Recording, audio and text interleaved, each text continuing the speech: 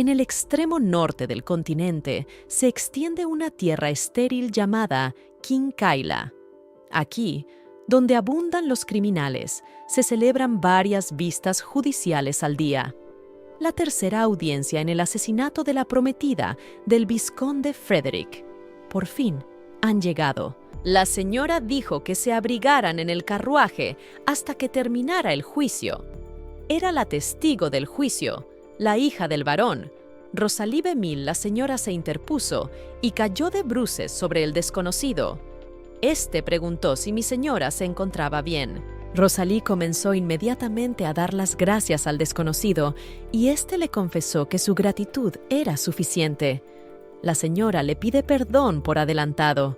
Ya están aquí y pueden empezar. Los abogados estaban confusos sobre por qué habían traído a la chica tan tarde, ya que la reunión estaba llegando a su fin. La desconocida admitió que era sorprendentemente lista y que había costado mucho esfuerzo traerla. El juez preguntó si alguien hablaba ahora. Después de todo, en ausencia de la chica, tenían que contratar a ese abogado. El tipo pidió a la parte de sangre azul que subiera al estrado. Según el acusado, la víctima se ahorcó poniéndose una soga al cuello. No había marcas de fricción de la cuerda ni otros arañazos en la viga de madera. Los abogados afirmaron que ellos mismos habían visto el estado en que se encontraba la amiga de la víctima. El acusado, el vizconde Jacques Frederick, prometido de la víctima, estaba confuso. Después de todo, se encontraron más de 20 marcas de golpes en el cuerpo de la fallecida, pero el abogado seguía insistiendo en el suicidio. El juez se enfadó, pues nadie se atreve a acusar al señor vizconde. La pretensión del acusado carece de todo fundamento. El padre del vizconde y el juez son amigos desde la universidad. Es bastante obvio que es la tercera vista seguida, por lo que es un juicio pagado. El juez pidió silencio, porque el debate aún no ha terminado. La heroína se dio cuenta de que otra vez habían encontrado pruebas y otra vez la habían arrastrado al juzgado, y esta vez todo sería diferente. El tipo arengó a la heroína diciéndole que iba a fumar en la misma sala del tribunal, pero la propia chica no se dio cuenta cuando tuvo tiempo de llevarse un cigarrillo a la boca. Por eso no es fácil meterla en un proceso judicial. Es demasiado escurridiza. El abogado defensor gritó que había claras marcas de cuerda en el cuerpo de la víctima asesinada y cualquiera habría confirmado que fue un suicidio. La acusación dijo que veían perfectamente las marcas, pero que esa huella sanguinolenta entre los hematomas plantea una vaga duda de que la víctima se suicidara. El hombre se dio cuenta de lo bien que el abogado esquivaba y esquivaba, inventando más y más versiones. El acusado preguntó si su señoría sabía que junto a las marcas de cuerda había muchos arañazos de uñas. El fiscal preguntó por qué había tantas marcas de muerte violenta en el cuello de la víctima del suicidio. Parecía como si la víctima hubiera intentado resistirse a una soga que le habían echado contra su voluntad. El abogado defensor saltó y gritó que eso no demostraba la culpabilidad de su cliente. El acusado está tergiversando los hechos. El acusado ni siquiera tenía motivos para cometer el asesinato. El abogado defensor justificó que los arañazos de las uñas se debían al propio arrepentimiento tardío de la víctima. Cree que la víctima intentaba escapar en el último momento. La parte acusada quiere saber si el acusado puede responder cómo murió la víctima. El abogado se dirigió al juez para explicarle que el acusado fue testigo involuntario de la muerte de su prometida. Se trata de una falta de respeto sin precedentes a un hombre que perdió a su amada novia. El abogado solicitó que se denegara esta petición. La acusación dijo entonces que sería difícil demostrar su inocencia, porque el acusado no podía decir por qué estaba con la víctima en los últimos momentos de su vida. El abogado defensor empezó a defender que ya se había respondido a esta pregunta en varias ocasiones y que no merecía la pena volver a plantear este tema. Pero la fiscalía cree que un testigo involuntario del incidente no puede ser prueba de su inocencia. De lo contrario, la lista de sospechosos no se habría reducido a una sola persona. La fiscalía exigió de nuevo que se dijera cómo el acusado Jacques Frederick apareció donde cerca de la víctima. El abogado se preguntó cómo había descubierto el señor Vicomte el cuerpo de su prometida. Observó que en la primera vista, el señor había afirmado haber encontrado a su prometida ya muerta. En la segunda, cuando se aclaró la coartada del acusado, el señor Vicomte Jacques Frederick cambió su testimonio de que la víctima estaba moribunda cuando la descubrió. El abogado gritó que ya había dicho que en ese momento el acusado señor Vicomte se encontraba en un estado de shock severo. En tal estado es imposible dar un testimonio adecuado.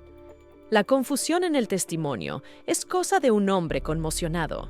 En tales circunstancias es natural confundir las pruebas, afirmó el acusado, y sin embargo se solidariza plenamente con el abogado a este respecto. Sin embargo, si su cliente está dispuesto a testificar ahora, y sobre la base de ese testimonio, el caso puede ser devuelto para una mayor investigación. La parte acusadora dijo que por el bien de su novia favorita, debía responder honestamente. Pidieron al señor Vicomte Jacques Frederick que fuera más cooperativo. Les gustaría mucho que el acusado declarara detalladamente sobre lo sucedido. El abogado empezó a darse cuenta de que si seguían insistiendo en el suicidio, podrían evitar las sospechas. El señor Vicomte decidió testificar.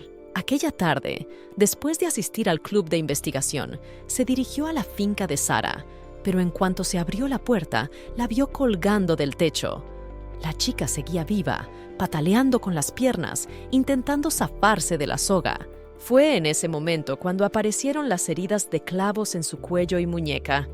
El fiscal preguntó por qué el acusado pensaba que se trataba de un suicidio, ya que, dado que la víctima luchaba por sobrevivir, era posible que alguien la hubiera ahorcado deliberadamente. El acusado admitió que fue porque se habían cruzado los ojos.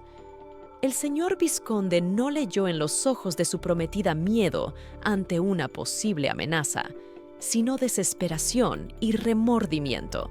El acusado le preguntó si podía deducir eso de una sola mirada, pero Viscount dijo que aquí él era su prometido, pero que le bastaba una mirada para saber lo que pensaba su prometida, y entonces no tendrían que investigar más, porque el acusado habría podido leer todas las circunstancias del caso en los ojos de la fallecida. El acusado preguntó qué le había dicho la víctima con la mirada, si había decidido suicidarse. La acusación esperaba que el acusado cayera en la trampa y apoyara la cabeza en el cadalso, pero el acusado seguía negando que Sara, su prometida, diera patadas con las piernas durante un rato y pronto dejara de moverse. Con la mirada perdida, miró al acusado y lo cerró lentamente, ya para siempre. Sara parecía tranquila solo al final.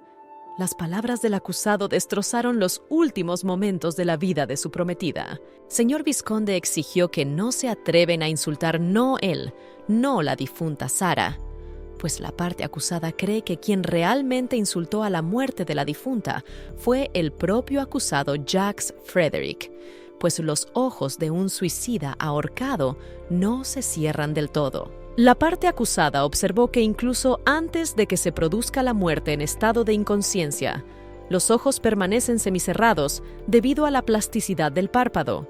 Esto significa que es imposible que los ojos no estén abiertos en lugar de cerrados. Si el señor vizconde visitara una funeraria, se daría cuenta de que la parte acusada dice la verdad. Es la verdad que el asesino no podía saber, pero el abogado defensor empezó a preguntarse por el móvil del crimen. Al fin y al cabo, nadie ha averiguado nunca el motivo o la razón exacta. Las conjeturas de la parte acusada no tienen el peso de la prueba de culpabilidad para el acusado. La muchacha se levantó y salió decidiendo que ya era hora de refrenar al bribón. El motivo que llevó al vizconde Jacques Frederick a masacrar a su novia nunca ha sido revelado, pero es una figura clave en este crimen. La heroína salió y le dijo a mi señora que el carruaje no vendría, pues ya lo había enviado lejos de aquí. Rosalie Bemille se asustó cuando vio a la protagonista en el umbral de la puerta. Según algunas informaciones, era cómplice del asesinato de Sarah Ive. La heroína se dio cuenta de que la ropa y el collar de mi señora habían sido comprados con fondos del vizconde Frederick. Mostró a Rosalie los recibos y los cheques. Era probable que la futura esposa del vizconde, Sarah, se hubiera enterado de la aventura.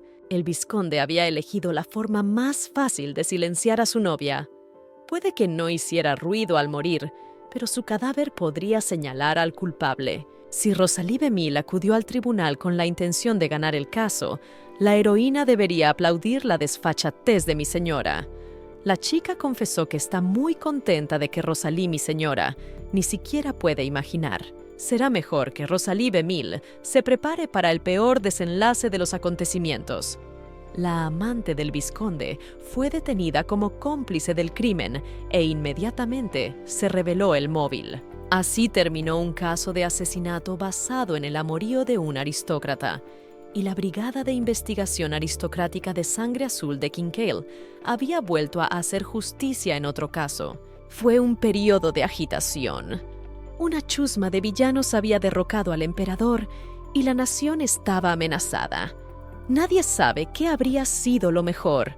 La niña estaba escuchando un espectáculo de marionetas. El actor decía que no había ningún héroe capaz de salvar a su majestad el emperador. En ese momento, apareció de repente un caballero cuyo nombre era Atronador, la Juana de Arco de cabellos dorados. Los niños se maravillaron ante este personaje. Destruyendo a los enemigos del imperio, Juana de Arco podía ser llamada una santa. Un hombre se acercó a una tía que vendía carne y le dio una patada al mostrador, diciendo que le debía dinero por el local. El hombre exigió el pago íntegro del local hoy mismo. El actor no paraba de hablar de cómo, gracias a Juana de Arco, su víctima no podía volver a dormir tranquila. El desconocido exigió la carne si el vendedor ambulante no tenía dinero. Seguramente también la recaudación de hoy. La muchacha cogió un enorme trozo de carne y se lo lanzó al hombre. Desprevenido, exigió dinero a su tía de una manera amable. Con el final de la guerra, Juana de Arco desapareció. Habiendo rechazado todos los honores y premios, lo único que dejó tras de sí fue esta leyenda: habilidades de dominio de la batalla que se cantaba por todas partes. El arte de la esgrima, imposible de seguir, incluso con una mirada. La chica dio una buena patada al hombre que le exigía dinero. Se dio cuenta de que a medida que el tiempo se calentaba, también lo hacían los bichos. El hombre se levantó y gritó que la chica estaba loca y quería meterse en una pelea. Le empujaron y un compañero se acercó corriendo. Dijo que el jefe había advertido a Serer que no se metiera en líos. Serer comentó que ella no tenía nada que ver y que solo había cogido un bicho. El adversario empezó a desgañitarse diciendo que eran todos unos cabrones. Se fijó en la cresta de Sangre Azul. Frente a él estaban el investigador de Sangre Azul, Lorenzo Dominic, y el forense de Sangre Azul, Serer Gaze. El investigador se dio cuenta de que al decir bicho, Serer debía querer decir que se refería a esa escoria que huía. El CSI señaló que el tipo había tenido el descaro de soltarse. La tía empezó a dar las gracias a Serer, porque sin ella el problema se habría producido. La tía señaló que justo hoy habían traído carne fresca. Si se la llevaban sería muy desagradable. La forense miró la carne y dijo que pensaba llevarse este trozo. Serer señaló que la tía no podía venderla de todos modos, pero que comería demasiada, así que le pidió que se la diera gratis. Por supuesto, la tía no está contenta y le gritó al criminalista. En el Departamento de Investigación de la Aristocracia de Sangre de la División Bacula, la criminalista Serer Gaze fue reprendida por su comportamiento. Sus superiores la llamaban matona y abusona y la acusaban de atentar contra la reputación de su departamento. Pero la excusa de la chica era que todo había sido consentido. El inspector de Sangre Azul, Noah Windsor, estaba disgustado con el comportamiento de su criminalista Serer Gaze. Pensaba que no estaba bien actuar así, y más aún quitarle la carne al dueño del mostrador. Por supuesto, a Serer no le gustó que le regañaran. El inspector señaló que les habían pagado hacía 3 días y que a la señora Serer no le faltaba dinero. Pero el criminalista señaló que un sueldo recibido hacía 3 días no podía quedarse. Lorenzo dijo que Serer debía ser un poco más frugal. Noad dijo que había que ser sensato y hacer negocios serios, no sufrir ociosidades. El jefe de los Sangre Azul, Villers Petro, se acercó a Serer y le dijo que había tenido una conversación sobre el caso del suicidio del vizconde que cerraron la semana pasada. El jefe cree que la familia Frederick dio la orden a los caballeros, pero Serer no entendía de qué hablaban, pues pensaba que el juez había condenado a muerte al vizconde.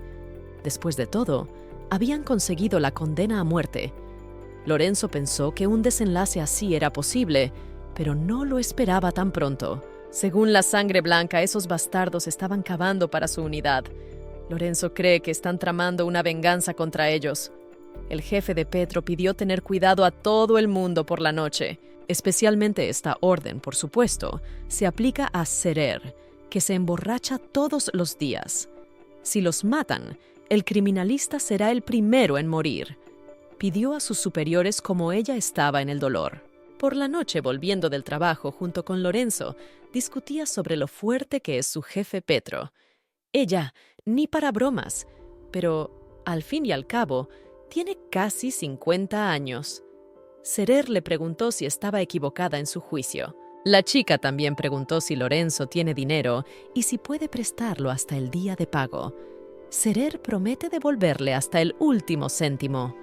Pues bien, Lorenzo interrumpe a su colega y le pide que tenga cuidado durante un rato. Se ha dado cuenta de que, junto con la cabeza, son bastante corpulentos. Noad también es una preocupación, pero en primer lugar es un hombre. En segundo lugar, hacer estupideces no está en su naturaleza. Lorenzo sabe lo suficientemente fuerte, pero estos son caballeros personales de la nobleza, y él piensa que el criminalista no puede hacer frente a tales oponentes. El investigador pidió tomárselo con calma durante un tiempo. Pidió no beber alcohol hasta altas horas de la noche. Serer se ofendió y, sin escuchar siquiera a su colega, le dio un puñetazo en el pecho y le dijo que tuviera cuidado él también, sobre todo con esas palabras. Serer llamó cabeza de chorlito a Lorenzo, dio media vuelta y se marchó. Tras ella, Serer se limitó a comentar que no era habitual que Lorenzo se mostrara tan ansioso. Serer comentó que era absurdo. La criminalista dijo que se marchaba y deseó suerte a su colega. Le pidió prestado el dinero y se marchó silbando una melodía. Por supuesto, Serer estaba cabreada por la actitud de sus colegas hacia ella. Sin embargo, era agradable tener colegas tan ahorrativos. La chica decidió dar un paseo nocturno por la ciudad dormida. Serer se dio cuenta de que había al menos 5 personas siguiéndola, y como mucho una docena. Los adversarios enmascarados y encapuchados empezaron a rodear a la chica. Serer se dio cuenta de que, de nuevo, el recuento era erróneo. El Comité de Investigación de la Aristocracia de Sangre tiene una sede principal que se encuentra en la capital, y dependiendo de la gravedad de los delitos, se divide en 3 departamentos. Por supuesto, solo 2 divisiones están a la vista del público. La División Blanca investiga delitos menores, como fraudes y pequeños hurtos. La División Azul se encarga de los casos penales que implican asesinato.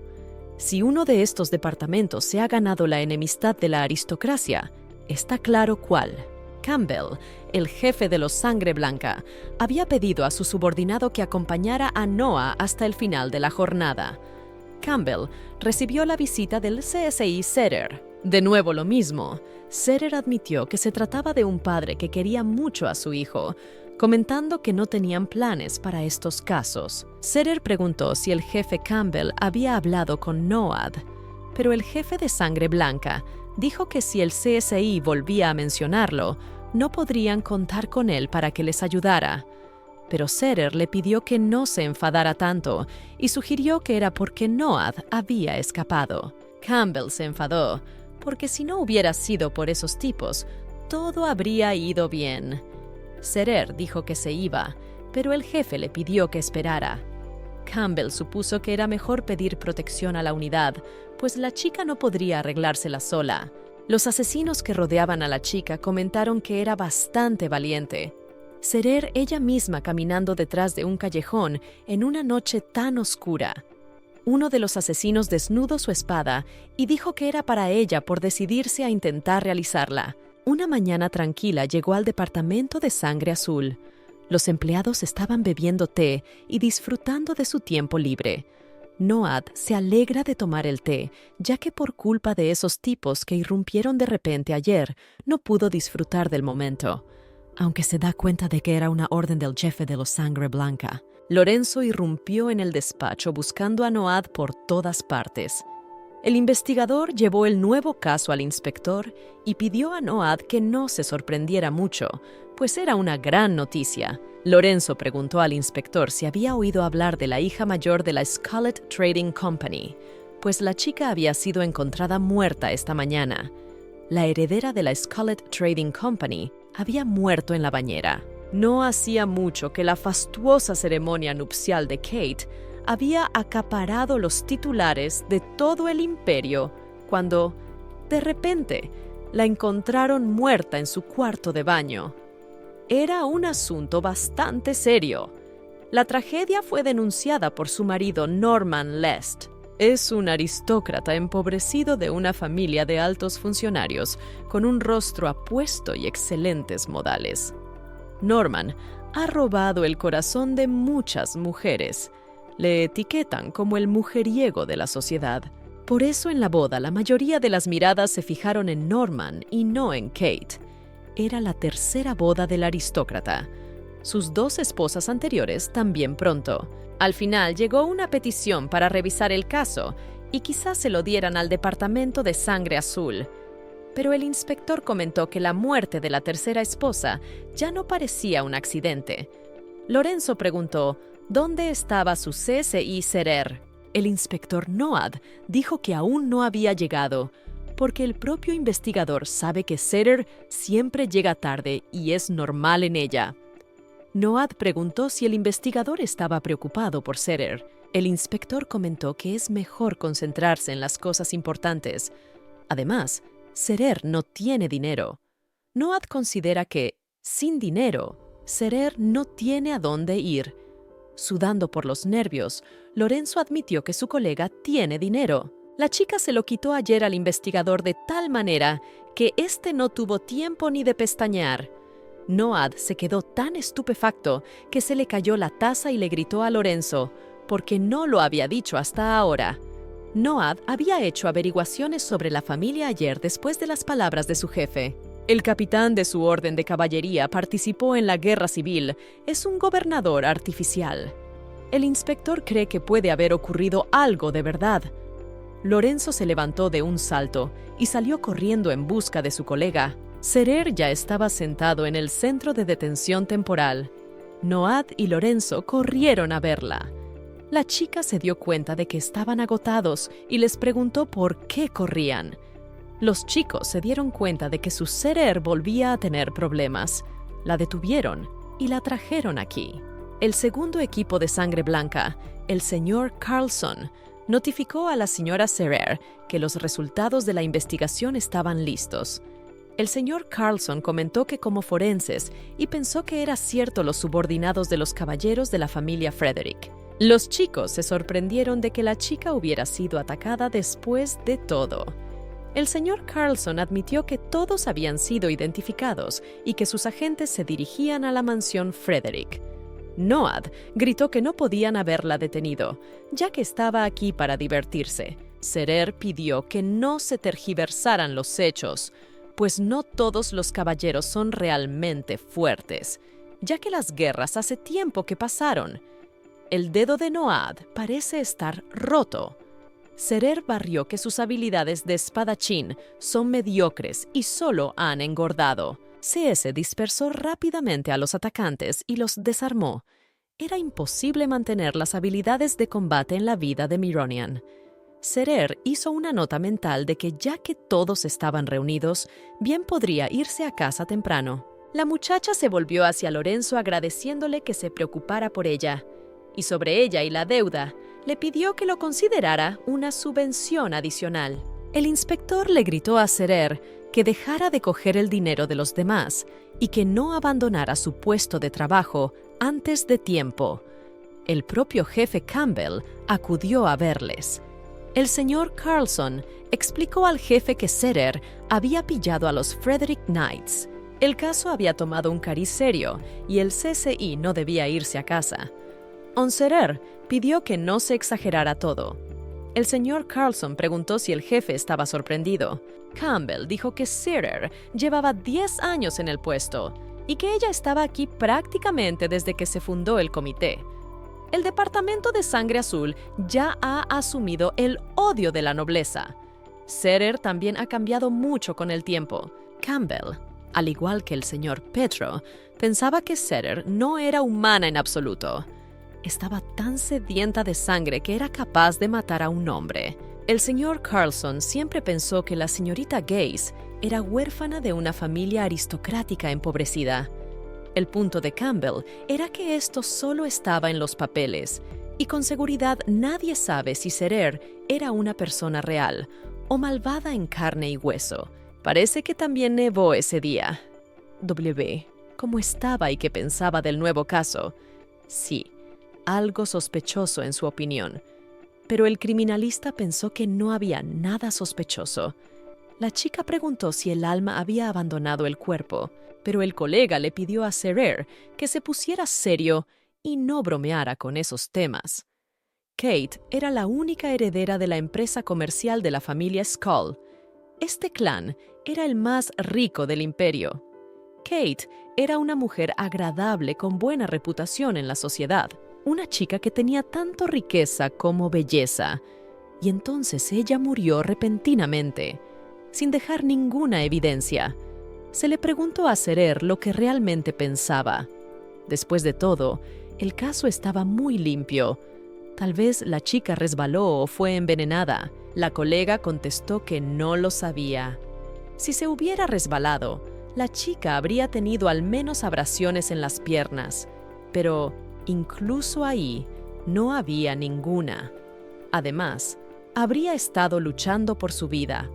Los pulmones de la víctima habrían tenido que llenarse de agua. Bueno, como Serer notó, había muy poca agua.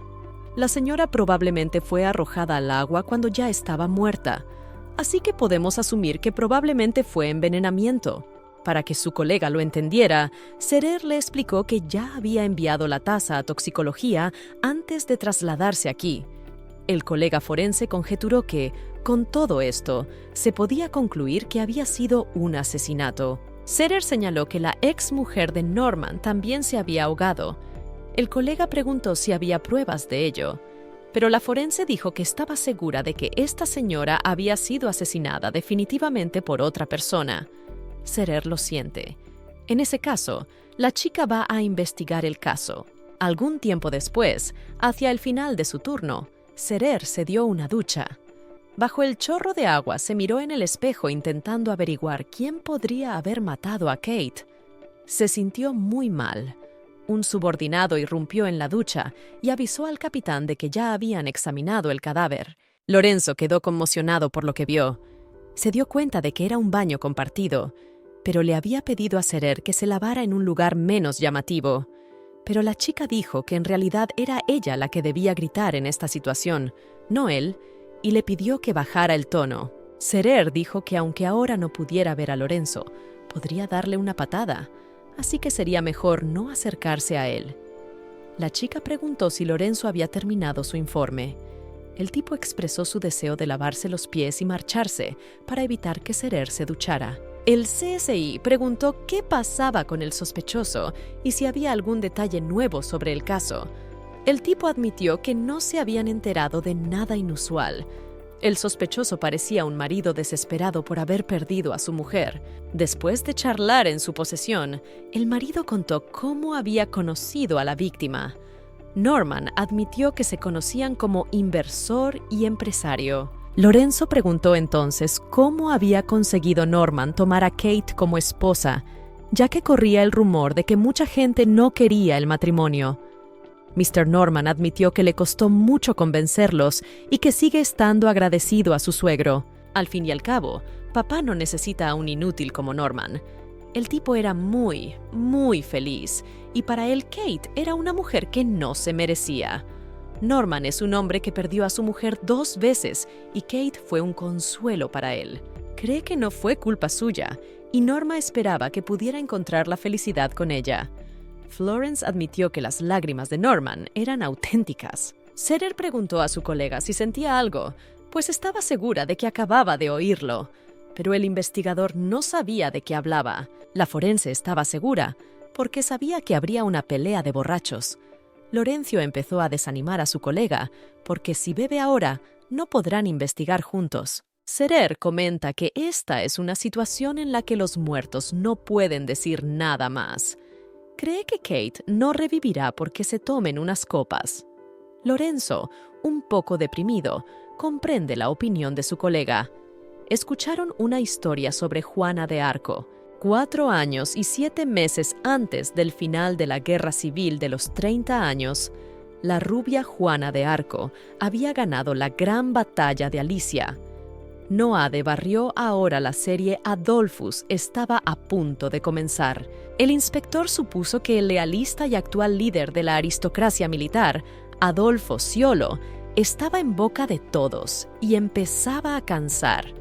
Serer cogió el mando y señaló que tanto Juana de Arco como Adolfo eran asesinos y no entendía por qué se les alababa. Noad pidió que no cambiaran de canal, pero Serer dijo que no era algo que viera una pacifista como ella. Noad se durmió con la última copa y CSI se terminó el resto. Serer dijo que no se preocuparan demasiado, pero Lorenzo parecía preocupado, sobre todo porque había conocido al prometido de la chica muerta.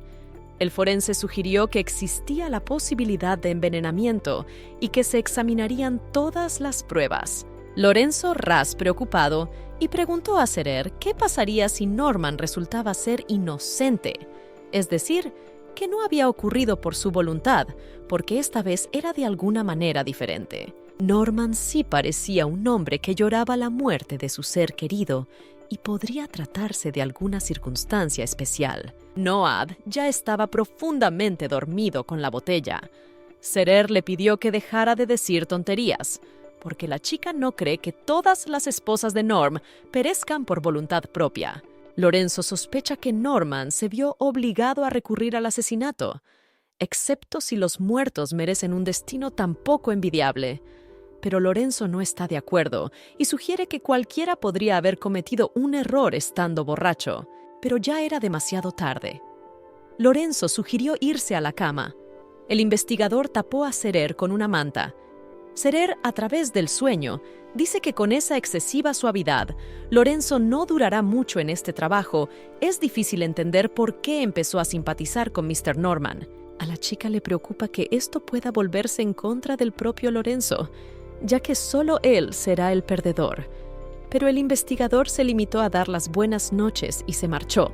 Por la mañana, un colega se dio cuenta de que Serer se había levantado de la tumba y supuso que había estado bebiendo toda la noche.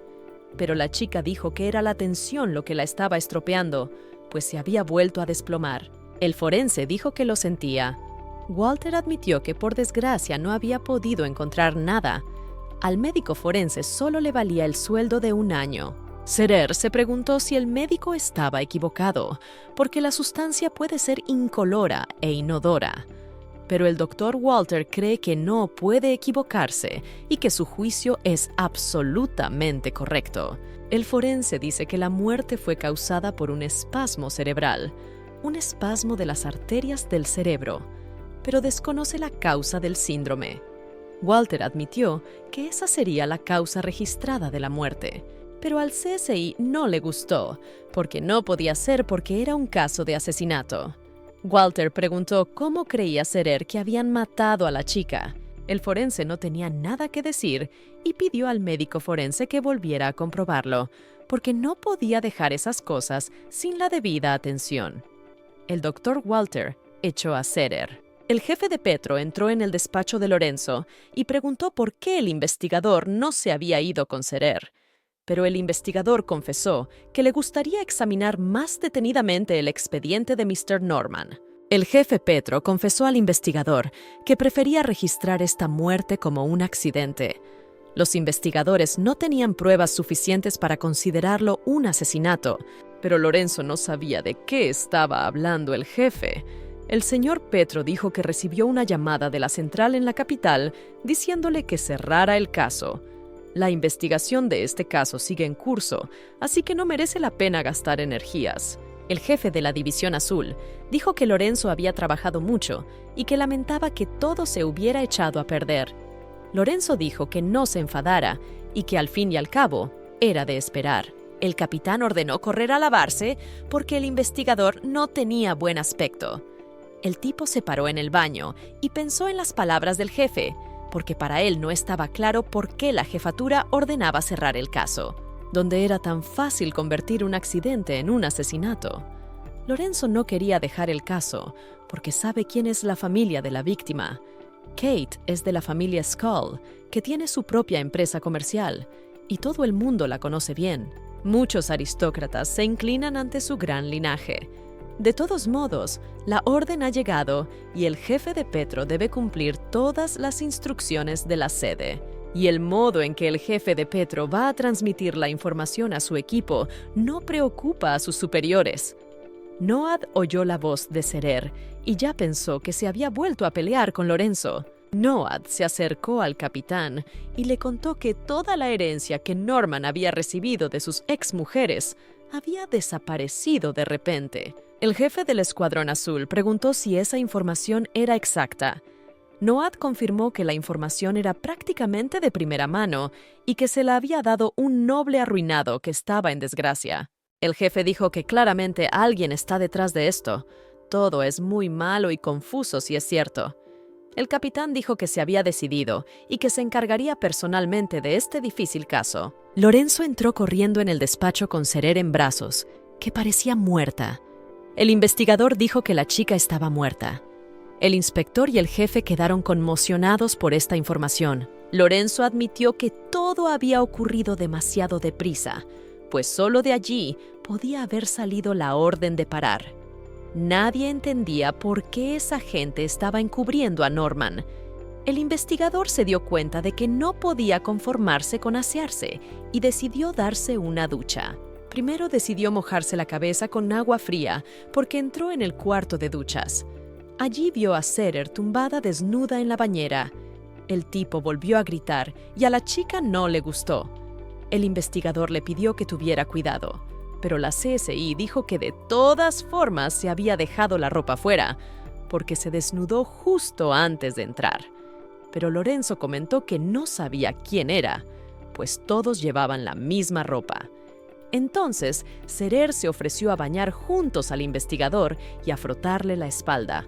El investigador no entendió bien la broma y decidió que Serer simplemente estaba de mal humor hoy. Lorenzo preguntó si la chica había ido hoy a ver al doctor Walter y sugirió que podría haberla disgustado. Pero el CSI dijo que no parecía el tipo de persona cuyo humor decaería por cosas tan ridículas. Serer decidió que si el doctor decía que no había sido yo, entonces era ella y estaba pensando en otras formas de matar. Un frustrado Lorenzo informó a Serer de que el DO se había cerrado como un accidente y que seguir investigando era inútil. Esta orden había venido del cuartel general. La chica preguntó si Lorenzo estaba contento por ello, porque afirmaba que Norman no era un criminal. Pero el investigador no recordaba cuándo había dicho tal cosa. Solo le parecía que Norman estaba realmente de luto por la muerte de su mujer. A Lorenzo le pareció que las emociones del afligido prometido eran auténticas. Entonces el criminalista le dijo que recordara el caso del año pasado, en el que había una situación con una baronesa que había matado a su hijo mayor para que le sucediera el menor. Lorenzo dijo que la madre no podía haber matado a su hijo. Lo afirmó con mucha seguridad. Serer preguntó quién era entonces el culpable, y resultó ser la baronesa. El criminalista preguntó quién creía Lorenzo que sería la primera persona sospechosa en tales casos. Esto puso a pensar a su colega. El investigador respondió brevemente que serían los seres queridos los primeros sospechosos. Serer observó que casi siempre los autores son parientes consanguíneos. La mayoría de los asesinatos eran cometidos por el principal sospechoso, que no lograba refrenar sus propios deseos. A veces, cuanto más estrecha es la relación, mayor es el apetito de esa persona. Y de la misma manera, Norman es muy sospechoso. Era gracioso que Serer tuviera que interpretar esto a un hombre con 3 años de experiencia en el comité de investigación. CSI preguntó dónde estaba la matrícula y ella insinuó que, para empezar, acabaría con su deuda. Lorenzo pidió que pararan porque no podía soportarlo. Pero Serer se burló de la investigadora hasta el final, interesándose por lo que haría su chico. Lorenzo se enfadó y empezó primero la pelea. Noade se dio cuenta de que parecía que Lorenzo había conseguido acabar con la chica. El heredero dijo que no era más que un juego, pues Serer le había rociado con agua sin fin y él la había rociado a ella en represalia. El jefe preguntó cómo era que la había rociado tanto que había muerto. El señor Petro intentó bombear a la niña asfixiada y se dio cuenta de que le parecía oírla respirar. Serer empezó a respirar y Noad golpeó a Lorenzo en la cabeza por esa tontería. El inspector pensó que, por mucho que Serer le provocara, ahogar a un compañero era algo muy malo. El investigador dijo que no sabía que podía acabar así. El tipo solo agarró la pierna de la chica. Él no empezó. Lorenzo solo tiró de la pierna de la CSI y ella bebió un buen trago de agua. El capitán se preguntó si Serer podría haberse quedado quieto solo en el agua. Pero la chica fue la primera en empezar la incitación y sabía muy bien que era divertido. Noad volvió a gritar que había que entender con qué se podía bromear y con qué no. El inspector comentó que Lorenzo debía pensar para sus adentros que, si se sumergiera a un hombre en el agua de esta manera, habría problemas. El hombre simplemente se ahogaría. Pero al investigador se le ocurrió que se ahogó, pero ni siquiera lo demostró. Parece que la investigadora pilló a Serer por sorpresa. La CSI perdió el conocimiento cuando estaba bajo el agua. En ese momento sintió como si la estuvieran succionando unos demonios que decían que Serer era el diablo en carne y hueso. La chica pidió que la despertaran y la golpearon 5 veces para despertarla. El ama oyó que los caballeros se dirigían a ella como Juana de Arco. La muchacha calló porque el caballero se asustó y volvió a preguntar qué había dicho entonces Juana. El ama llegó victoriosa y fue un espectáculo para la vista. Schwartz le preguntó si habían vuelto a ganar, a lo que confirmó que era gracias a Juana de Arco. La muchacha desnudó su espada y la alzó en lo alto de la montaña, pues habían vencido. Los caballeros saludaron a Juana de Arco. Estos recuerdos atormentaban a Serer. Recuerdos de Juana, de la guerra, o como la llamaban, la Juana de Arco de cabellos dorados. Eran recuerdos de aquel espectáculo de marionetas, porque hay una gran diferencia entre los héroes y los asesinos. Los beneficios de cada título son diferentes. Hay que recordarlo, porque hay que derramar sangre por algo. Si una persona no está preparada para matar a alguien, entonces, en un mundo cruel, le matarán. Jean se dio cuenta de que había muchos cuervos y no entendía qué hacían aquí. Schwartz comentó que pronto se darían un gusto. La guerra debería acabar pronto. Schwartz pidió a la señora Jean que no sacara conclusiones precipitadas, pues solo habían capturado el castillo. El caballero no entendía si Mistress Jean pensaba que esa gente se defendería. Pidió que Mistress Jean se relajara hoy, pero Mistress preguntó qué hacían esos soldados en la distancia. Schwartz admitió que los muchachos cumplían órdenes. Su Majestad les ordenó enterrar a todos los prisioneros. La señora preguntó si los enterrarían vivos. Schwartz señaló que esos bastardos intentaron envenenar a Su Majestad. Merecen ser castigados. Jean dijo que si la gente se enteraba, sería muy malo. Schwartz admitió que ese es el objetivo de Su Majestad para intimidar a los descontentos. «Nadie saldrá vivo de aquí». Juana entró en la tienda de su majestad. El emperador Federico III miró a Juana de Arco y le preguntó quién lo había permitido. Pero Juana se disculpó y le advirtió que no dejara que Adolf desenvainara su espada, pues reacciona demasiado agudamente a todo. El emperador apoyó plenamente a Juana en este asunto, pues es una heroína universal, la Juana de Arco de cabellos dorados. El emperador Federico III comentó que no era necesario ningún permiso para entrar en el cuartel de la dama. Adolf dijo que si la señora de Arco venía por negocios, él los abandonaría. El líder de la aristocracia hizo una reverencia y dio las gracias a su Alteza. Luego se marchó. El emperador les hizo un gesto para que recordaran seguir las órdenes. Federico preguntó por qué Lady Juana de Arco había venido a verle. La muchacha confesó que había visto algo sumamente curioso. Al parecer, los soldados no tenían nada que hacer y decidieron cavar un enorme agujero en la colina, y querían meter gente en él. Juana de Arco gritó al emperador por haber accedido a semejante orden. La señora cree que debe haber respeto por los prisioneros de guerra. El líder de la aristocracia, Adolfo Sciolo, se dio cuenta de que la heroína de guerra lo veía de forma diferente a ellos y pidió traer a sus hombres. Después de todo, debían terminar hoy. Adolfo pidió abandonar el lugar rápidamente, pues su majestad había ordenado no perder el tiempo por mucho tiempo. Jean preguntó al jefe de los aristócratas cómo podía tomar por emperador a un hombre que da órdenes tan inhumanas. Pero el ama sugirió que el propio Adolfo quería ser el gobernante.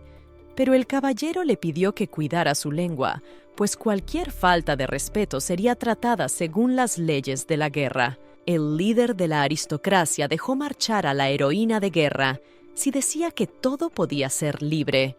En aquel momento, los soldados ya estaban enterrando vivos a los desafortunados prisioneros de guerra.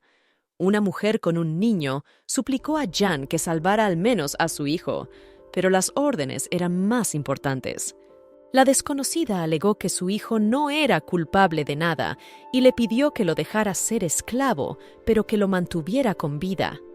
La niña preguntó si la mujer sabía a quién acababa de tocar. Schwartz preguntó si Mistress Jean estaba bien. Sacudiéndose los pantalones, la ama dijo que el niño estaba muerto. Schwartz pidió quedarse un rato en el barracón. Prometió terminar pronto.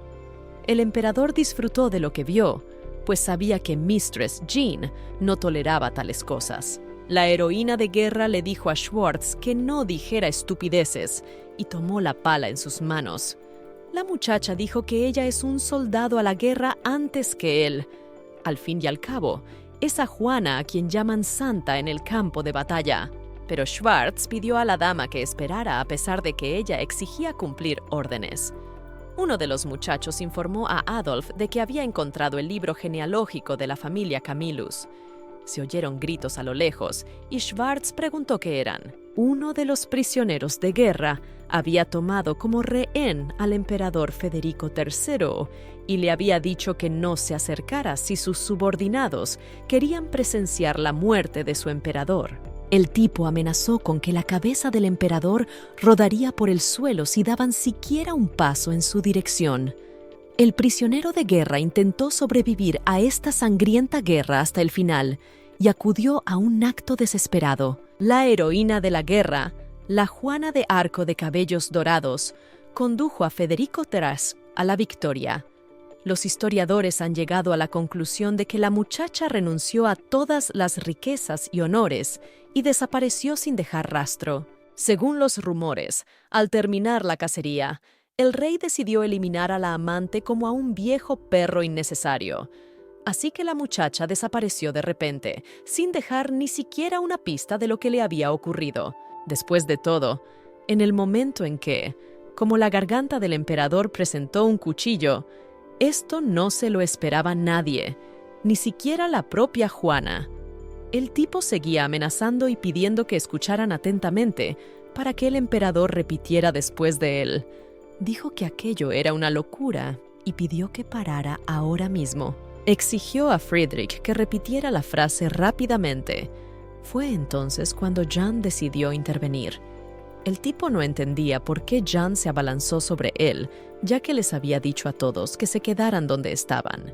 El prisionero le preguntó si no le importaba la muerte del emperador. Por detrás, Schwartz ya estaba apuntando con una ballesta al atacante de su majestad, el emperador Federico III. Jan comentó que la tenacidad y el valor de un hombre que había salido de un profundo agujero realmente la asombraban y eran muy valiosos para la muchacha. Jan desnudó su espada, pero el asustado muchacho le pidió que se detuviera. La señora golpeó para no atrapar al emperador, hirió al prisionero de guerra y atrapó a Federico el III. Este insolente, que aún tenía leche en los labios, se atrevió a atacar al propio emperador. Juana decidió calmar al emperador, porque este hombre es un prisionero y su destino sigue siendo la muerte. No puede escapar. La muchacha le pidió que no malgastara sus fuerzas con este insolente, pero el emperador agarró al prisionero de guerra por el pescuezo porque decidió acabar con él. Federico padecía una enfermedad genética de la familia imperial que no se hizo pública. El gobernante se había convertido en una marioneta en manos de los aristócratas desde que los síntomas de la enfermedad se manifestaron con mayor vigor. Aunque él se creía el gobernante del país, eran los aristócratas quienes movían los hilos. Juana ordenó que trajeran inmediatamente a un médico militar, pues su majestad estaba herido y podría abrir pronto. Federico III exigió que se quemara al atacante y a todos los prisioneros de guerra que había en la fosa. El emperador exigió que fueran quemados hasta los cimientos. El gobernador quiso llenar todas las fosas de aceite y prenderles fuego. Pero Juana protestó diciendo que, aunque fueran prisioneros, no podían ser ejecutados de esa manera. No es una ejecución, es un genocidio. Jan suplicó que se detuviera. El emperador dijo que la guerra aún no había terminado. Jean dijo que si se corría la voz sobre esta brutal matanza de prisioneros, habría problemas. Nadie depondría las armas en la próxima batalla, y su ejército acabaría sufriendo grandes pérdidas. Pero el emperador dijo que no necesitaba una espada parlante y apuntó su espada a la cara de la heroína de guerra. Exigió a sus subordinados que le trajeran una antorcha. Federico III preguntó si ya podían salir. A Jan no le quedó más remedio que quedarse mirando cómo tenía que derramar sangre por semejante escena, mientras el asesino y el héroe estaban en la misma persona. Estos conceptos no eran muy diferentes entre sí. El emperador solo se regodeaba con la muerte de los prisioneros de guerra. Cuando un hombre se convertía en asesino, podía desprenderse del título de héroe. Juana golpeó la mano del emperador Federico III con todas sus fuerzas. La mano voló hacia el abismo con aceite ardiendo. La muchacha fue capturada. Adolf interrogó a la heroína de guerra Juana de Arco. El jefe de la aristocracia preguntó a la muchacha por qué había hecho lo que había hecho. Comentó que la sangre había vuelto completamente loca a Juana de Arco. La heroína de guerra confesó que, en cuanto al motivo, en un principio solo quería destruir la antorcha. Solo el emperador tenía un anillo con una piedra preciosa en el pulgar, así que Juana pensó en su valor y se equivocó un poco. Adolf vuelve a golpear a Juana, pero la muchacha se da cuenta de que coger la antorcha no sabe anular la orden del emperador y tuvo que dirigir esta locura en otra dirección. Una flecha lanzada no puede detenerse, así que es más fácil cambiar de objetivo. Adolf se preguntó cómo remediar la situación. Jan no entendía de qué hablaba el líder aristocrático. Adolfo señaló que Jan no podría librarse del castigo después de semejante travesura, porque le había cortado la mano al emperador. La heroína de guerra preguntó si tenía otras opciones además de la muerte. Adolfo no le enseñó a morir tan fácilmente, pero lo que se ha hecho no se puede deshacer. Jan esperaba que su excelencia sintiera al menos una punzada de arrepentimiento. La muchacha no había logrado convertirse en la heroína que todos deseaban desesperadamente que fuera. Por mucho que intentara ayudar a todo el mundo cruel seguía ganando. Y así terminó la obra sobre Santa Juana de Arco. La heroína de guerra ya no vio la necesidad de llamar excelencia a Adolf. Desde el principio recordó cómo se entrenó para luchar y matar. En la batalla real, Juana puso literalmente su cuello en bandeja al enemigo. Su padre la entrenaba a menudo diciéndole que no se detuviera porque cualquier vacilación podía hacer que la mataran. Con el tiempo, surgieron habilidades que merecían la pena. Adolphe dijo que a partir de mañana, Jeanne se uniría a la guerra. Ahora la niña no es la hija de Adolf, el líder de la aristocracia. A partir de mañana, su nombre será la Juana de Arco de Cabellos Dorados. Ahora, si quiere sobrevivir, debe convertirse en una heroína. Juana le preguntó a su padre que ahora el héroe para el que había sido educado Adolfo se había convertido en un asesino. Después de todo, es desagradable. La niña cree que Adolf no tiene nada de qué preocuparse, porque su estatus está completamente a salvo. Por traición, la heroína de guerra Juana de Arco fue decapitada en la plaza mayor de la capital. Nadie pensaría que era la hija del jefe de los aristócratas, el señor Adolf Sciolo. Mi padre dijo que hay un pueblo en el norte llamado Quincaila. Hay una rama de la sangre allí. Han colocado una agencia allí para vigilar a los nobles del norte. De este modo, intentan mejorar el sistema de seguridad del país, manteniendo a todos los nobles atemorizados y evitando que cometan atrocidades. En realidad, este lugar no se diferencia mucho del exilio para los aristócratas que han abandonado su puesto. Su padre ordenó a Juana vivir allí durante 10 años. Pidió que no se tuvieran noticias de ella, pues es una desaparecida y nada más. Adolf se lo pide a su hija, y él, a su vez, también guardará silencio al respecto, como si ella no existiera en absoluto. Pero la niña, ¿por qué el padre lo decidió así? Adolf dice que en cuanto se despierte, ordenará inmediatamente destruir a Jeanne, así que ella debe marcharse ya. Será la última orden como padre, no como líder de la aristocracia. La muchacha estaba frustrada porque, incluso para pensar en su futuro, no tiene tiempo. Ella vino a Quincaila.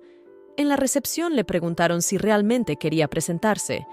La chica preguntó si había algún problema en hacerlo, pero el inspector dijo que era la primera vez que veía a una persona que acudía a ellos de buen grado. Pidió que la chica rellenara un formulario con información personal.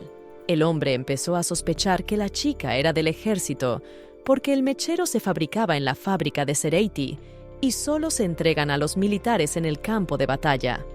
El inspector también conjeturó que solo los altos ejecutivos utilizan este tipo de encendedores. Confesó que no les interesaba su estatus ni su pasado, así que la chica no tenía nada de qué preocuparse. Jeanne empezó a redactar un cuestionario que le entregó el jefe del departamento de Sangre Azul. Lo rellena rápidamente y se lo entrega al inspector.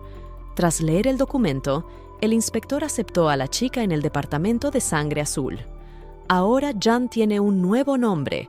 Se llama Cerer.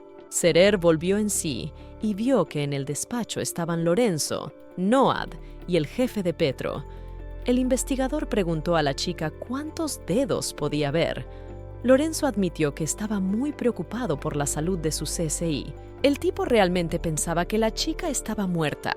Por supuesto, un enfadado Cerer abofeteó a Lorenzo en la mejilla por eso y le dijo que por suerte ya había pasado. La chica recordó las palabras de su padre, que le había pedido que hiciera esto, y él por su parte haría como si nunca hubiera conocido a su hija.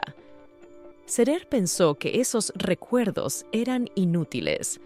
Noad preguntó si la chica del sueño había sido acosada por el coleccionista, pero el CSI dijo que eso eran tonterías y que no se había dado cuenta de cuánto tiempo había estado inconsciente. El inspector admitió que estuvo inconsciente alrededor de mediodía y que parecía que la chica había muerto de verdad. Cerer llamó locos a los chicos, ya que el día del juicio estaba muy cerca. Noad admitió que gracias a Cerer había podido encontrar las pruebas. Cerer, junto con Lorenzo, decidió traer una especie de bañera. Parecía que el incidente del accidente había ido demasiado lejos. Más bien, dos autoridades salieron allí y discutieron que tal vez la sangre azul podría tener pruebas irrefutables en un caso de asesinato.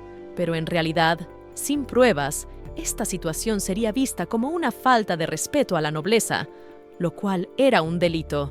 Serer estaba a la expectativa. La muchacha preguntó si Noad pensaba que Kate había muerto a causa del agua y habían llegado inicialmente a conclusiones erróneas. Después de todo, normalmente al mencionar la muerte en el agua, solo nos viene a la mente el ahogamiento, porque de ninguna otra forma puede morir una persona. Por eso, cuando nos criticaron por no encontrar agua, el departamento empezó a buscar la causa en otra cosa. De hecho, la verdad está en el propio cadáver, y ese es el objetivo de Mr. Norman.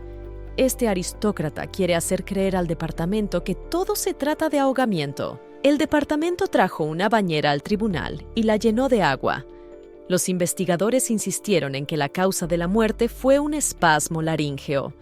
En la mayoría de los seres vivos, cuando el agua entra en la nasofaringe, se bloquea la respiración y se produce la asfixia. Serer empezó a explicar que cuando el agua entra en este sistema, la persona intenta escapar. La laringe se cierra temporalmente. Sin embargo, esto hace que el aire deje de fluir hacia los pulmones, aunque solo sea por un pequeño instante. Pero que una persona no pueda respirar puede ser suficiente para causarle la muerte instantánea. Al fin y al cabo, esta es la principal causa de muerte en la tortura, y al menos eso dicen los médicos. Serer preguntó al sospechoso si cree que la muerte fue un accidente. El forense subrayó que si Kate se había ahogado de verdad, ese sería el final de la investigación. Pero Serer señaló que el espasmo de garganta no se produce como resultado de una muerte violenta cuando alguien fuerza a la víctima a caer al agua. Y para que conste aquí, la autopsia del Dr. Walter encontró evidencia de espasmo laríngeo. El abogado saltó y dijo que eso no es evidencia. El abogado señaló que un hombre adulto, siendo perfectamente libre, no podría haberse sumergido en el agua sin resistencia.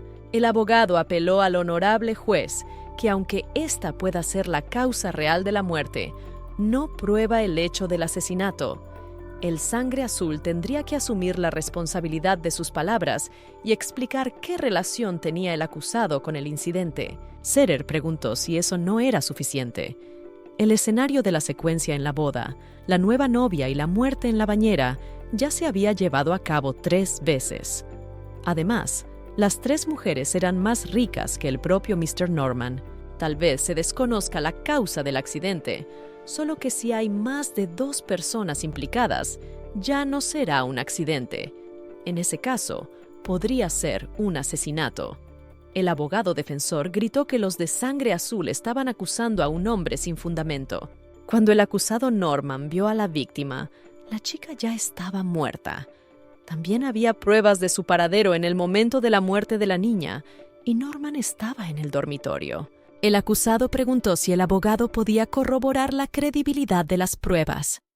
Los señores dijeron que no eran los empleados del acusado, sino los empleados de su difunta esposa los que testificaron. Los criados no podían ponerse del lado del marido de la empleadora, y eso los convierte en testigos importantes. Serer Download dijo que era un disparate y que tal vez con eso bastaba. El forense dijo que en adelante, lo que dijera el acusado se convertiría en prueba del delito de Norman. Serer pidió atención y, como experimento, el investigador de Sangre Azul, Lorenzo Dominic, le sumergirán en agua. En cuanto a los métodos de Mr. Norman y la situación en su conjunto, el investigador forense lo tenía claro, pero nadie supo explicarlo en la sala. Lorenzo no entendía cuál era el problema. Al fin y al cabo tienen pruebas sólidas y hasta la causa de la muerte está establecida. La cabeza de Petro sus pruebas no son tangibles, por lo que tiene que explicar con palabras lo que pasó. Hay un límite a lo que puedes y no puedes decir. Serer señaló que se pueden lanzar palabras todo lo que se quiera, pero lo único que se consigue a cambio es que los abogados tergiversen la situación. El penalista decidió poner un ejemplo para ilustrar y hablar simplemente de la sexualidad de cierto hombre. Pero si puede ver a ese hombre en persona, la reacción será completamente distinta. Solo entonces se podrá confirmar si el hombre es realmente sexy o no. Lorenzo señala que se trata de una comparación muy desagradable.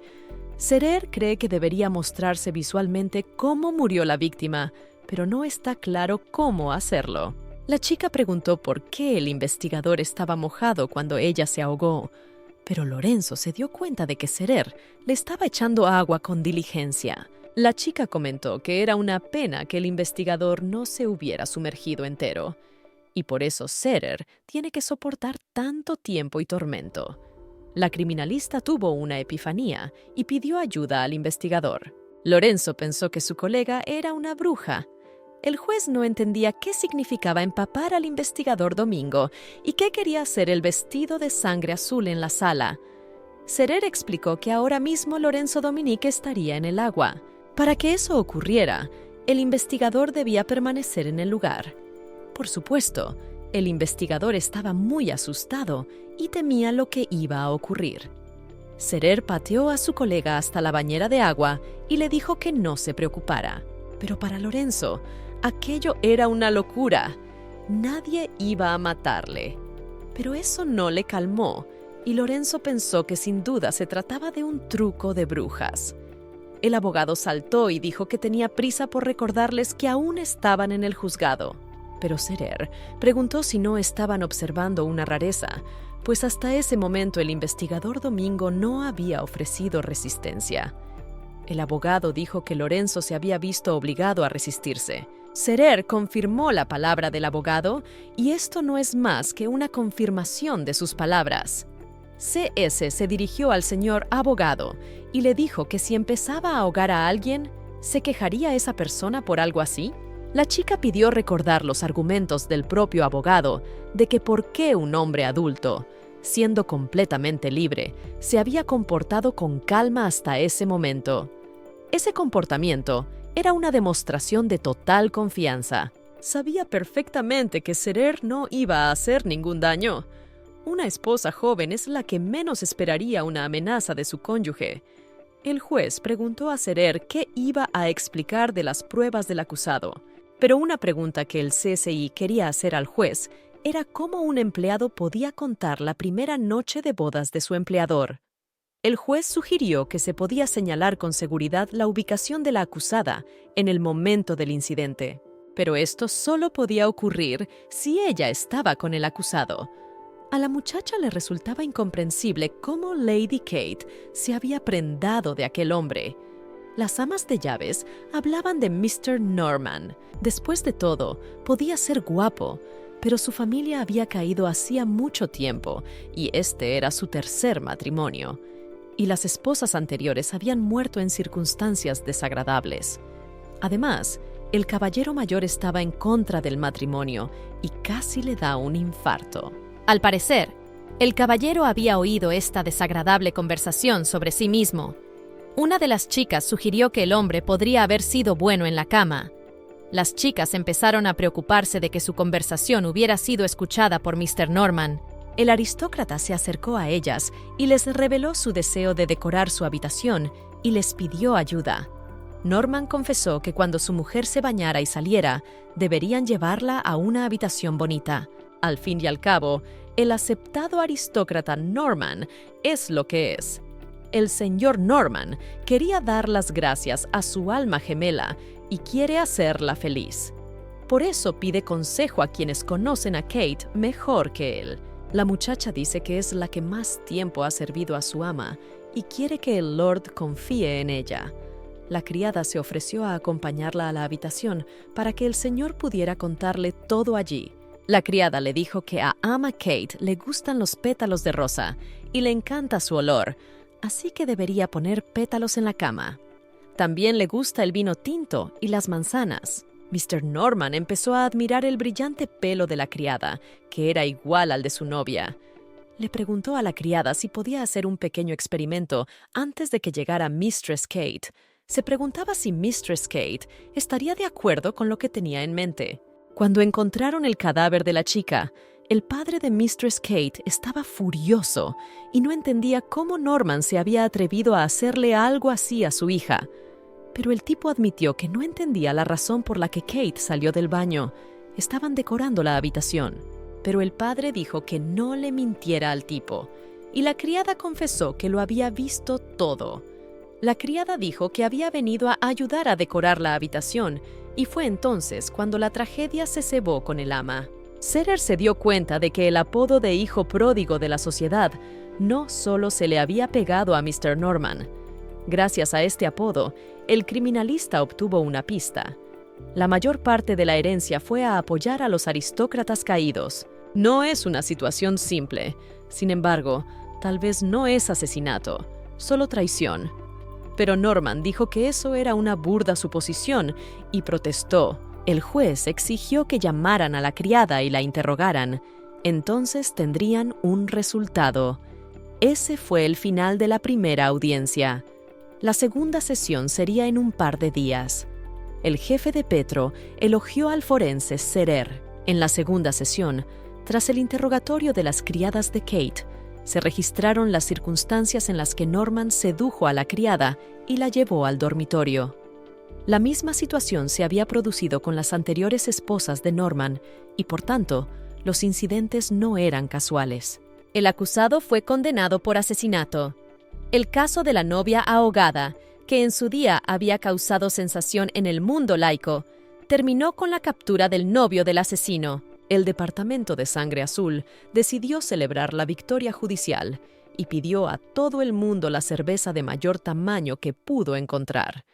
El dueño del bar preguntó si los chicos estaban celebrando la victoria o consolándose tras la derrota. Serer fingió no saber de qué hablaba el dueño, pero mostró un artículo del periódico en el que se investigaba un caso importante. El dueño dijo que si el brindis era de celebración, estaría encantado de servirlos. Serer dijo que no le importaba ser la anfitriona. Ella vive para ese sabor. Serer preguntó dónde estaba su investigador, pero Noad no supo responderle. El inspector comentó que la propia chica había dejado solo a Lorenzo y que ahora lo estaba buscando. Probablemente no se sentiría mejor mañana por la mañana. Mejor seguir durmiendo. Gracias a la mujer de Lorenzo, pudieron torcerle el brazo a Norman. Noad estuvo de acuerdo, por supuesto, pero preguntó por qué Serer había pedido volver a investigar el pasado de Norman. El jefe de Petro se sorprendió ante la pregunta de Noad. Tooth aclaró que Serer quería conocer su destino antes del matrimonio. Para el criminalista era importante saber con quién salía Norman, a dónde iba, etc. Si nos fijamos bien en la situación, su familia estaba arruinada y vivían literalmente en la calle. Bueno, en algún momento Norman apareció de repente en los círculos sociales. Lo más probable es que se reunió con algún hombre después de lo cual fue traído de vuelta a la sociedad. Más tarde el emperador, por alguna razón desconocida, concedió a Norman el título de aristócrata de nuevo. Los registros de este suceso han sido destruidos. Un mendigo que pedía limosna por las calles se convirtió en aristócrata de la noche a la mañana. Todas las mujeres que conoció dijeron que se habían conocido y salido antes de que su familia se separara. Le habían dejado en un momento de necesidad. Serer conjeturó que podría haber sido un lugar. Después de todo, la familia se había arruinado y la propiedad había desaparecido. Lo único que no estaba claro era por qué Norman no se conformaba con recuperar su posición de propietario, hasta que sedujo a mujeres inocentes para matarlas y quedarse con toda la propiedad. Mr. Norman, que procedía de una familia arruinada por su relación con aristócratas políticos, cometió un crimen para sobornar a otro aristócrata político. Esto no puede ser la pura verdad. Probablemente a Serer se le escapa algo. Si lo piensas así, ha limpiado sus huellas y CSI no ve sentido en pagar a políticos. Noad admitió que iba a investigar primero el bar que frecuentaba Norman. El punto del inspector es que el caso es muy extraño y necesita más investigación. Sigue recibiendo llamadas de la dirección sobre Norman. Y ahora que el juicio por asesinato del aristócrata ha terminado, se habla de que otro departamento se hará cargo del caso de Norman.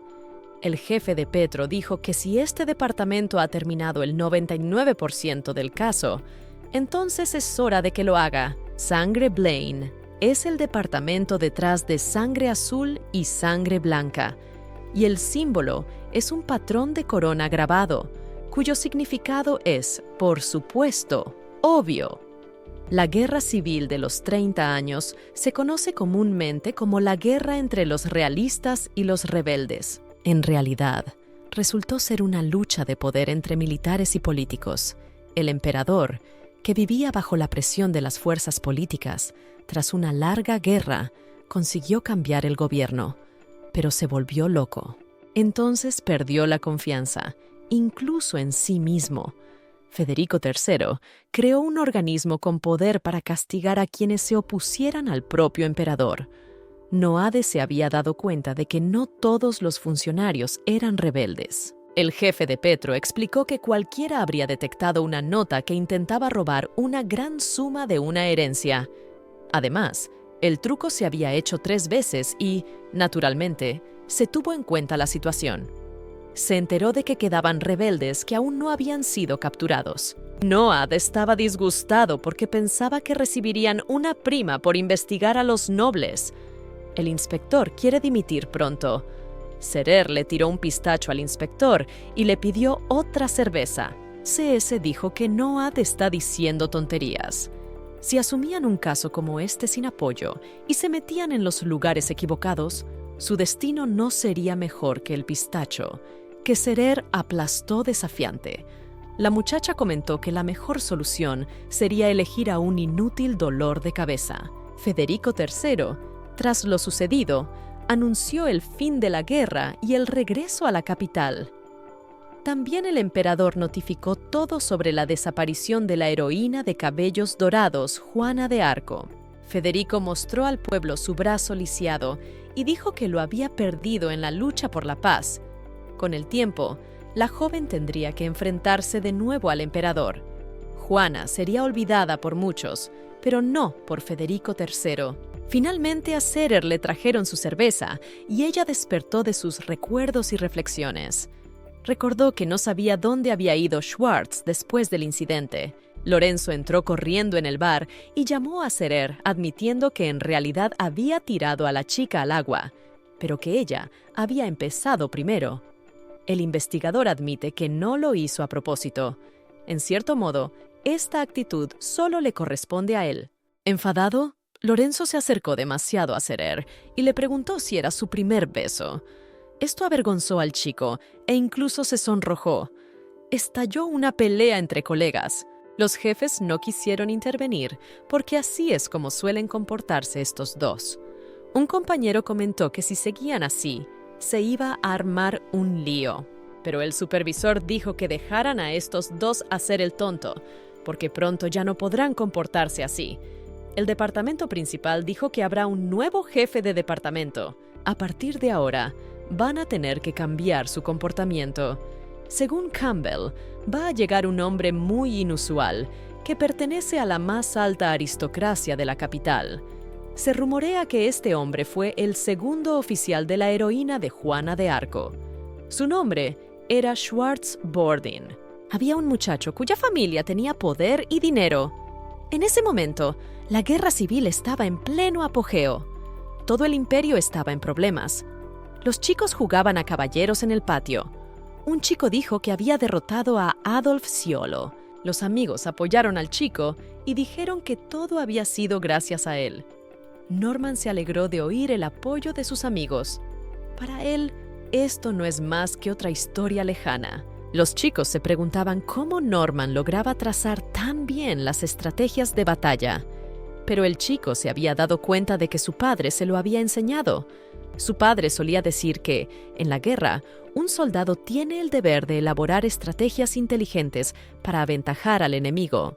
Por eso podían dominar a los militares que solo sabían blandir los puños. Los niños quedaron muy sorprendidos por las palabras del joven Norman. Mr. Norman recibió un regalo de una señora. Le pidió que se lo llevara. La dama confesó que lo había hecho con sus propias manos.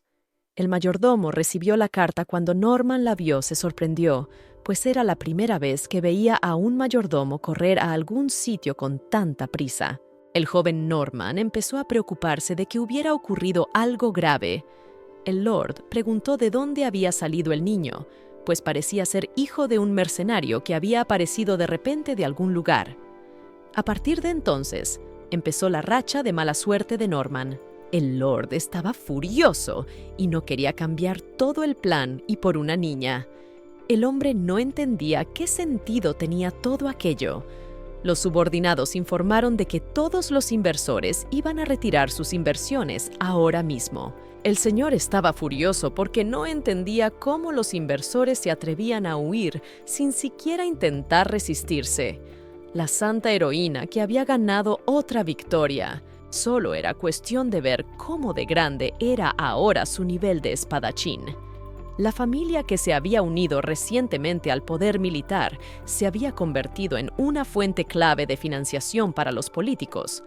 Nadie sabía si se establecería un nuevo poder tras el fin del régimen de 30 años. La Juana de Arco de pelo dorado era una estrategia precisa e innumerables armas puestas por el poder de los políticos.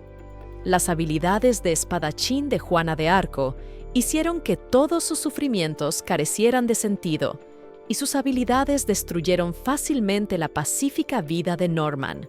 El caballero empezó a pedir el dinero que le había prestado la última vez, pero le dijeron que la deuda había sido perdonada y no había necesidad de devolver el dinero. La chica empujó a Norman y le dijo que no sabía que aún existieran esas prendas. Los aristócratas se preguntaron cómo era posible que Norman hubiera venido vestido así. La señora comenta que esa ropa era el uniforme de su mayordomo. La chica piensa que si un hombre se aferra a la gloria del pasado, no tiene más remedio que llevar ropa vieja. Esto enfadó a Norman. Recordó que hacía unos días le había contado a su padre que el cabeza de familia que estaba bajo la protección de su familia había desaparecido de repente. El chico se había ofrecido a entregarse a la familia Sciolo de inmediato, pero su padre dijo que eso no era nada y que el resto de los espadachines yacían a sus pies. ¿Quién había apoyado tanto a este país que su glorioso clan? La noticia del fin de la guerra recorrió las ciudades. Se declaró el fin de la guerra. Su Majestad el Emperador y los soldados de Calan Sciolo regresan a la capital. En cuanto Norman se enteró, corrió inmediatamente a decírselo a su padre, pues ahora debían huir. Pero en la casa no parecía haber nadie más que el propio Norman. No sabía si era lealtad u orgullo, pues los verdaderos sentimientos no tenían nada que ver con ello. Lo más probable es que comprendiera que la familia, que era el centro de la política aristocrática, a pesar de todos los méritos, no podía sobrevivir. Así que su padre se suicidó. Norman huyó de casa y llegó a un bar. El tabernero le preguntó qué quería el cliente y se dio cuenta de que le veía la cara por primera vez. El desconocido miró a los chicos que bebían cerveza y les oyó hablar de cómo conseguir que una mujer fuera suya en poco tiempo. Norman estaba realmente asustado, pero ya no tenía nada que perder. Nunca pensó que conocería a esta gente en Kincale. Este desconocido estaba muy contento de encontrarse con un viejo conocido. Era la mejor bebida de su establecimiento. El caballero le ofreció una bebida normal y entabló conversación. Las habilidades que acababa de demostrar el desconocido asombraron a Norman. El desconocido dijo que le costaba entender por qué los tipos estaban tan sorprendidos y dijo que no se preocuparan, ya que él no era de la familia Sciolo. El hombre dijo que sería mucho más interesante si empezaran por el final. El desconocido se ofreció a ayudar a Mr. Norman a volver a ser un aristócrata. Necesitan a alguien que se convierta en sus ojos y oídos entre la aristocracia, aunque ahora mismo no tiene aliados para echarse una mano. Aunque todo había ocurrido hacía años, había oído que Norman había tenido una vez la oportunidad de estar en el centro de la alta sociedad. El desconocido le preguntó si Mr. Norman se conformaba con los meros recuerdos de lo sucedido. Pero Norman declaró que antes el desconocido no habría sido capaz de tocarle la punta del zapato con un dedo. El desconocido preguntó al muchacho si alguna vez había probado en este bar algo más caro que el licor barato. Norman se abalanzó sobre el desconocido y éste le pidió que se detuviera. El desconocido se quitó la capucha y se pudo ver a un soldado herido y destrozado.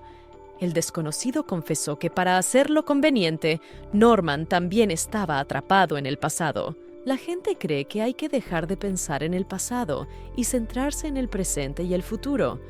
Pero desgraciadamente, esta gente no entiende cómo es el pasado, y si tuvieran un pasado como el de Norman y el soldado, no serían capaces de olvidarlo. La gente ni siquiera se atrevería a decir una palabra en su dirección si supieran por lo que había pasado.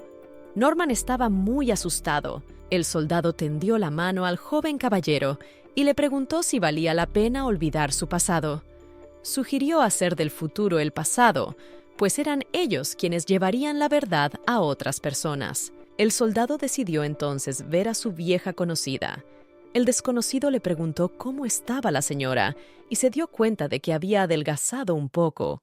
Le pidió que no se preocupara y que se pusiera en contacto con él más a menudo. La mujer no entendía por qué el soldado la había llamado. El desconocido confesó que había dicho que no podría asistir y por eso no había venido, pero ahora había algo que comprobar. Preguntó por qué tenían que enviar a Norman a la muerte. Parece que necesitan cubrir este caso y la orden se la pasaron a Angela. Al parecer, la señora no lo entendió, pero Angela dijo que no y que esa mujer no paró hasta el final. El soldado preguntó si Angela se refería a la mujer pelirroja de la falsificación de sangre azul que se mencionó la última vez. Serer no recibe órdenes de sus superiores. Sí, algo sale mal por su culpa. El soldado no llamó a Angela para una reprimenda. Por supuesto, Norman daría cualquier cosa por su causa, pero ahora era el momento de entrenar a los soldados rasos donde nadie sospecharía nada. Así que necesitarían la ayuda del propio Norman. Así que Norman accedió gustosamente a ayudar. Al hacerlo, se atrapó a sí mismo. Al desconocido le preocupaba que sus opiniones divergieran, pero probablemente estaba exagerando la situación. El malentendido ya no existía. El soldado agradeció a Ángela su trabajo y le confesó que ahora iba en busca de Juana de Arco. Claro que dicen que fue una santa mujer la que vino a salvarles. Esta imagen caló en el alma del soldado con más claridad que la imagen de su familia muerta. Recordaba a la muchacha mucho más que los rostros de sus amigos envueltos en llamas. El desconocido no puede olvidarlo. Le pide que traiga a Jan antes de que el emperador la capture. La muchacha huía del asesino armado con un cuchillo que la seguía inexorablemente. La chica estaba a punto de alcanzar la luz cuando el asesino consiguió agarrar a la víctima por el pelo. Se derramó sangre inocente. En el despacho estaba sentado el inspector del departamento de sangre azul, Noad, y sorbía té. Le gustaba disfrutar del té dulce. No le gustaba el ajetreo y prefería tomar una tranquila taza de té en su despacho. Serer empezó a reconocer que se estaba haciendo mayor y que tenía resaca de solo 4 botellas de licor. El criminalista entró en el despacho del inspector y vio que estaba bebiendo algo. Serer le preguntó si la bebida era agua con miel. En respuesta, Noad ahuyentó a la colega borracha porque había parido alcohol. El inspector comentó que era té verde. Serer le preguntó si preparaba y comía las hojas, pero él respondió que era té verde y que para prepararlo solo había que poner las hojas. El inspector comentó que ya había pasado bastante tiempo desde el incidente, pero Serer seguía bebiendo, y el CSI dijo que en momentos así hay que esforzarse, ya que sienten náuseas cuando ocurren este tipo de incidentes. Además, se dejan llevar por el tema del cuerpo al que los nobles prestan atención. Así que, mientras haya tranquilidad y paz, pueden disfrutar todo el tiempo que deseen. Noad notó que la chica parecía un poco diferente hoy y le preguntó a dónde iba. Se oyeron gritos con la consigna de marcharse. Ahora que lo pensaba, La calle era ruidosa. Parece que realmente no sabe por qué Serer aconseja leer los periódicos a veces en la vida. Todo el alboroto sobre el destripador de Pentonville. Una investigación policial incompetente ha trastornado a la comunidad.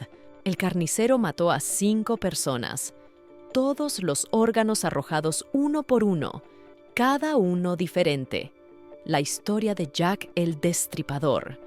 Un incidente que tuvo lugar hace varios cientos de años en la era antigua, cuando 5 mujeres murieron, dejando tras de sí solo preguntas. Sin embargo, lo que era bastante común eran los asesinatos en serie y una investigación chapucera. La gente etiquetó al culpable como el Destripador, sin ni siquiera darse cuenta. Al principio todo el mundo se mostraba indiferente ante lo que estaba ocurriendo, pero tras el descubrimiento de la 5ª víctima, la gente empezó a llamar a la policía. Noade supuso que esto podía ocurrir, incluso fuera de Pentonville. Mientras el inspector contaba la historia, Serer había conseguido dormirse. Noad supuso que el incidente no era un crimen entre la nobleza, era un asunto ajeno a la jurisdicción del Departamento de Sangre Azul. Entrando en la habitación de Lorenzo, preguntó a Noad si lo habían preparado todo. Los colegas se maravillaron de la transformación de Lorenzo, y Serer comentó a su vez que transformar a una persona no era un delito. El criminalista comentó que Lorenzo era un auténtico zorro. El investigador preguntó si el forense ya se había reunido o no, pero Serer no sabía ni hacer la maleta.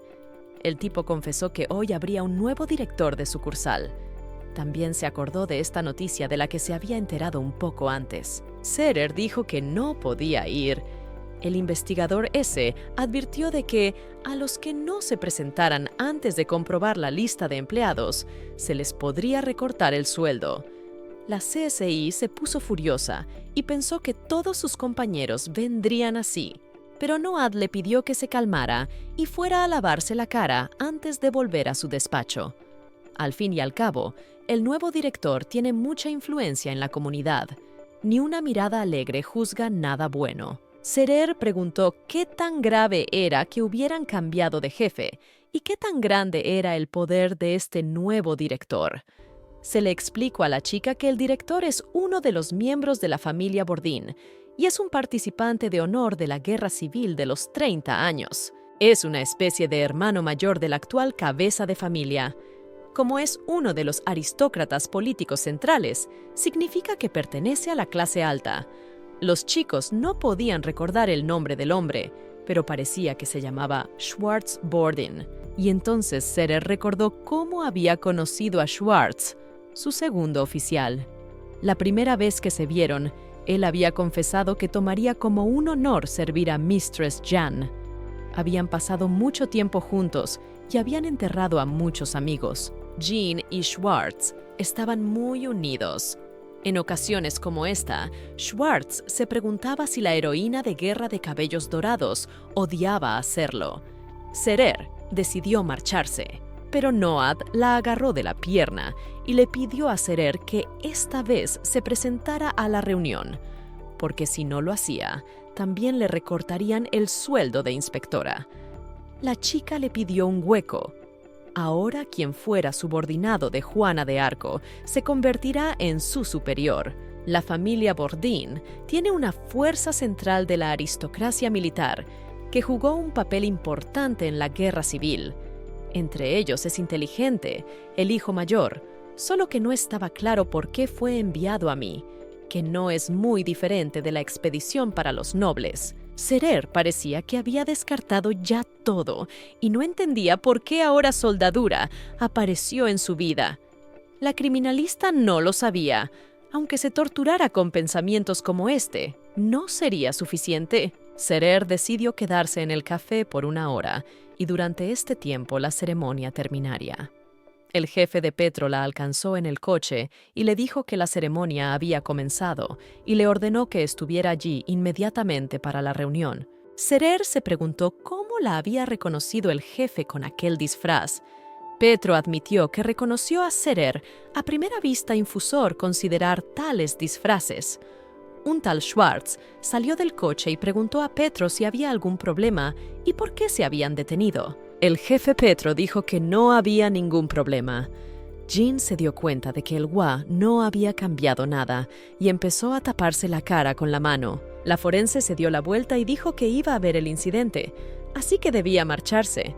Petro no se dio cuenta de qué tipo de incidente hace que uno abandone la ceremonia de investidura. Serer tropezó y empezó a caer, pero la chica fue agarrada por Schwartz.